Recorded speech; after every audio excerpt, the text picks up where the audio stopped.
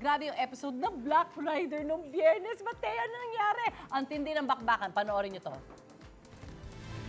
Yun, no? Takbo na. Military training, no?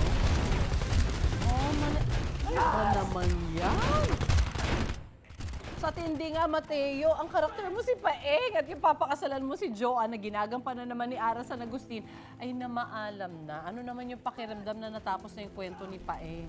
Ayun, maraming salamat unang-una sa lahat ng sumusuporta ng Black Rider, no? Of course, kasi top rating yung Black Rider yeah. kay Ruru and buong team. Congratulations, Everybody. Direk Romel, Direk Richard at buong team GMA Public Affairs.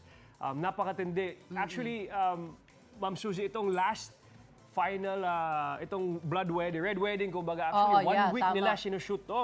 Sobrang tindi. Daming mga challenges, daming puyatan days ng mga buong team at For grabe that yung one effort. night, no? For that Na, one oo, night. na nangyari yan.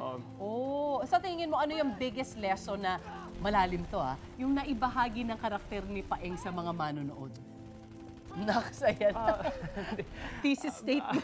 Kayo muna. I guess kay Paeng, no, ginagawa niya lahat para sa kaibigan niya na si Black Rider, si Elias, tsaka ginagawa niya lahat para sa pag-ibig para kay Joanne. Yeah. Sa buhay kasi kailangan ibigay lahat hanggang sa kamatayan. Wow! Attorney? All out. Ano masasabi All na out, ating yes. consult your lawyer? Approve daw. Hindi, pero maraming salamat po sa lahat ng sumusuporta ng Black Rider sa Tuloy ang character kwento ko. ng Tuloy, Black of Rider, course, oo. tuloy.